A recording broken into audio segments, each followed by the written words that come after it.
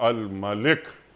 یہاں سے پھر صفات کا آغاز ہو رہا ہے کہ اللہ تعالیٰ بادشاہ حقیقی ہے اور اس کی اس بادشاہت میں کوئی شامل نہیں، بلا شرکت غیر بادشاہی اللہ ہی کی ہے۔ الیس اللہ بأحکم الحاکمین۔ ارشاد ڈاکٹر صاحب۔ انیق بھائی، یہ جو لفظ ہے نا، یہ لفظ اگرچہ میرے اور آپ کے لیے بھی ہے، تمام سننے والے لوگوں کے لیے، دیکھنے والے لوگوں کے لیے، انفرادی حیثیت میں بھی اس کا بڑا معنی ہے، لیکن اس کا جو اصل مطلب اور اصل جوہری جو معنی ہے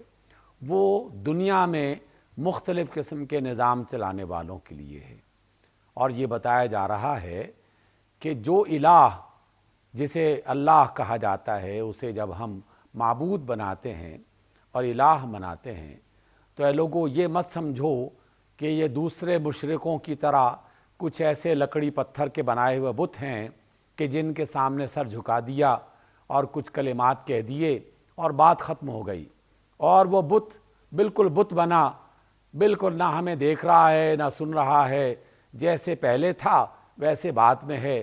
اس کی بات مانی جائے یا نہ مانی جائے نہ اسے کچھ فرق پڑتا ہے نہ اس کے ماننے والوں کو کچھ فرق پڑتا ہے۔ ہمیں یہ تصور دیا گیا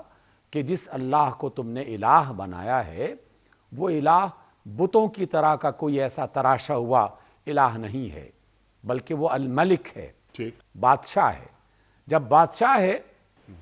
تو پھر قانون کس کا بنے گا؟ ٹھیک، کیا کسی قومی اسمبلی میں